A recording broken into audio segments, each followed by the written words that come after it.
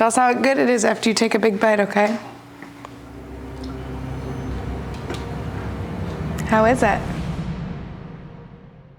Hey guys, thanks for joining me today. I'm Faith with Simply Fit, and today I have my junior chef Clark and Ella as well. She's kind of over there helping me do something in the meantime, but both of them will be helping me today. Today we are going to make some homemade donuts. This is a healthier alternative. However, I do want to clarify that I think donuts are perfectly fine to eat in moderation, but we just wanted to give this a little go that we are experimenting today, and we are going to be tasting these with you guys. So if they're a flop, I do apologize, and this will be a huge waste of time. But if not, we're all gonna have a really awesome donut recipe. So again, I haven't made donuts before, but I have made other baked things. So I'm feeling confident-ish about it. So you ready to get started? Yeah. Okay, awesome. So one thing you do want to make sure that you have is a donut mold.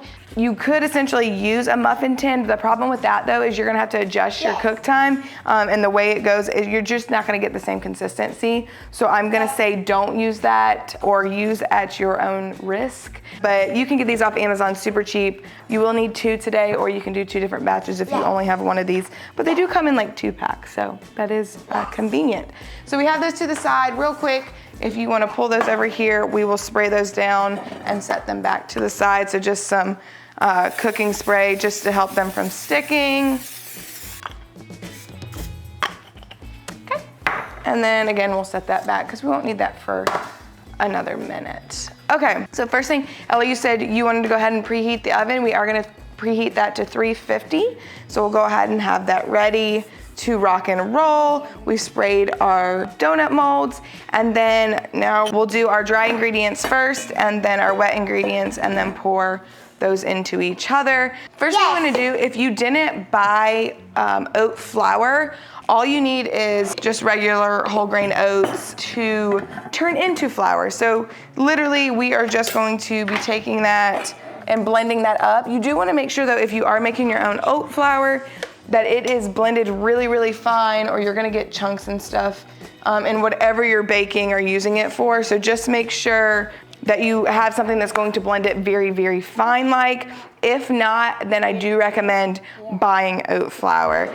1.5 cups is going to yield 1 cup flour, I believe. So we're gonna go ahead and do that. So what we're gonna do is we're just gonna take, again, fine blade here, and we're going to turn that into flour. So you just wanna make sure it's a fine flour. There's still a little bit, so I'm gonna do it one more time. Okay? So that's pretty good. That's probably about as fine as mine is going to get. Again, you just really wanna make sure there's no big chunks. Are y'all ready to start mixing some stuff? Yeah. Are you ready? Yeah. Yeah? Okay, awesome. So we're gonna have, again, one bowl is going to be for our wet ingredients, and the other one's going to be for our dry ingredients, and that is just the timer to say that the oven is preheated. All right, guys, while I'm mixing the dry ingredients, I'm gonna go ahead and pop in my 2 tablespoons of butter just to go ahead and get that melted for when we add it to the wet ingredients. So again, I'm just gonna pop over here, melt that. So while that's melting, I'm gonna go ahead and mix in our dry ingredients in one bowl. And we need 1 cup of that oat flour. Mixing? Yeah. Maybe to make sure. Oops. That might be too much, Clark. Too much. Yeah, I'd say a little too much. Looks like the butter is melted. And we're going, yep, you can do it. We're gonna do some cocoa powder next. Here, I'm gonna do this, and then you can put it actually in there. Okay, you wanna dump that in there? That's what's gonna make our donuts chocolatey. Clark, if it makes you feel better, you can mix that up a little bit. And again, that's a great way to go ahead and get out any of those chunks that you might have in the flour, or even in your cocoa, because you don't wanna be biting into your donut and getting a glob of either one of those items. So, all right, so now we're gonna add 1/2 teaspoon of baking soda. Make sure it's baking soda and not baking powder. They are different, so make sure you have the right one. So we're gonna dump that in there. And then, so that was 1/2 teaspoon of baking soda, and then we're gonna do a 1/4 teaspoon of salt. Just kind of eyeing it there. Okay, so we have our dry ingredients are in here and they're, oh, no. You're gonna be highly disappointed, baby. Let me just do one good, again, making sure everything is well combined. No big lumps. If you see lumps, go ahead and press those out. All right, so now that we have those dry ingredients mixed up, we're gonna switch over to our wet ingredients and mix those up as well. So I'm just gonna continue to let her stir on that so we can focus on the wet ingredients. All right, so we're gonna go ahead and dump that 2 tablespoons of butter. Ella, could you hand me the Greek yogurt, please? And for this, I am using non-fat plain Greek yogurt. Okay, so we're gonna do a 1/4 cup of our Greek yogurt. I'll let you do the next thing, okay? Okay. Okay, and we're also gonna do, That smells good. it smells good, but don't eat it, okay? Can I do that? Well, I got this one, but I have something for you in just a second. So you're gonna pour that one into the other wet ingredients.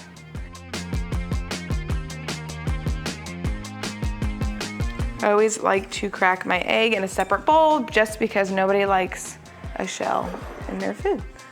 Okay, so as we're mixing this one, we really wanna make sure that we get all the clumps out of the Greek yogurt. Again, clumps is going to be the downfall of this recipe if we don't get them out. So if you're having little helpers help, that's good to let them start, but then I would recommend kind of taking lead. So when I said originally that we were doing dry ingredients and then wet ingredients, when we get to the wet part, you wanna make sure that you're actually only doing the first 4 ingredients, which was the melted butter, the milk, the Greek yogurt, and the honey. So you wanna mix that really well. And then we're gonna add in our vanilla and our egg. So we've got this mixed up pretty well. I'm not seeing any clumps, are you? It's looking pretty good. So we're gonna dump the egg in, and then Ella, will you grab the vanilla? Okay.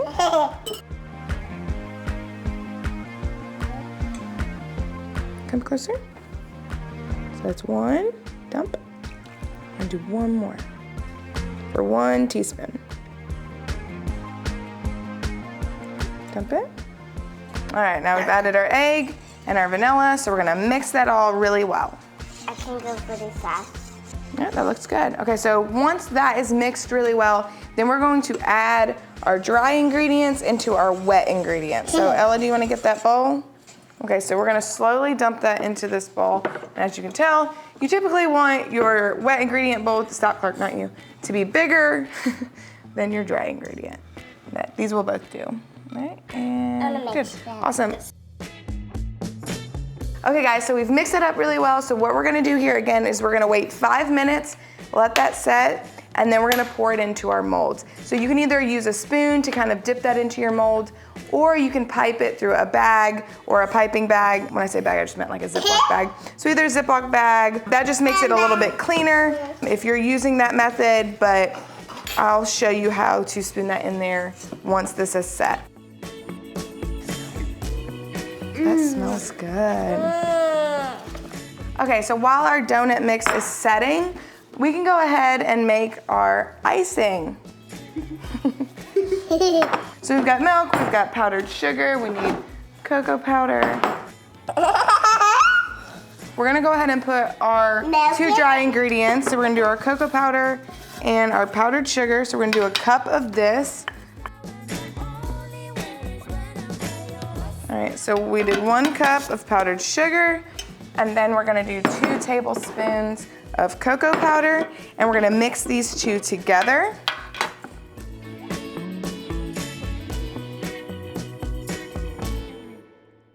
And then our next thing is we're gonna add milk and vanilla. All right, baby, 1 second. We're gonna do our vanilla. And then with the milk, what we're gonna do is we're going to use that to help thicken it up and make it more like a glaze. And so we're gonna start with just 1 tablespoon at a time. Now the first one I'll do a couple, but then we'll slowly add, and you can get it to the consistency that you like.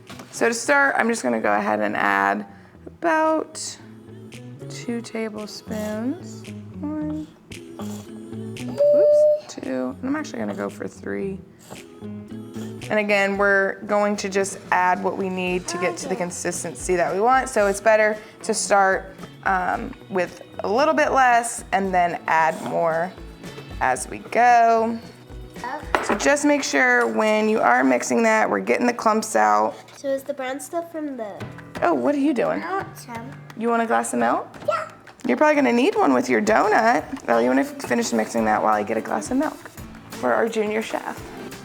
And that looks pretty good. So I'm glad that I just, did 3.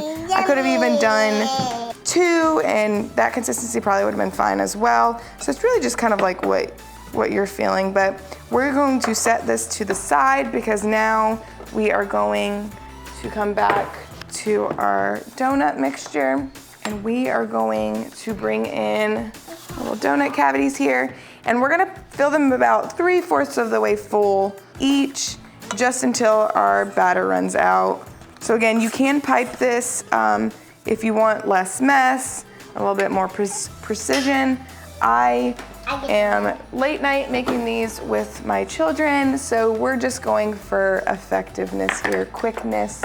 So we're just going to fill those in.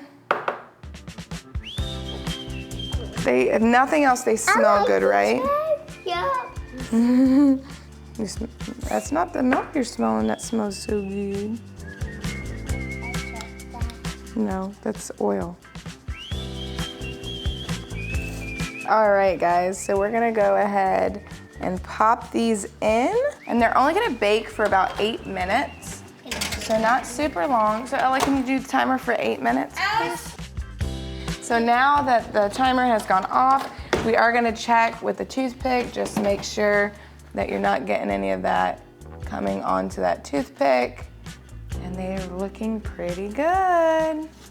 So it's definitely best if you anytime you bake anything, if you just let it cool for a little bit in the pan, and then once it's enough where you can pull it out to the touch, you wanna let it sit out and completely cool before icing. And the reason why I recommend doing this, you certainly could try, you could also, if they're not completely cool, you can just drizzle the icing on, but if you dip them into there is a good chance that they could fall apart and not hold their form because they're not completely dry. So I definitely do recommend letting them cool down completely, a few minutes in the pan that you're cooking them in, and then transfer them to a cooling rack to finish drying there.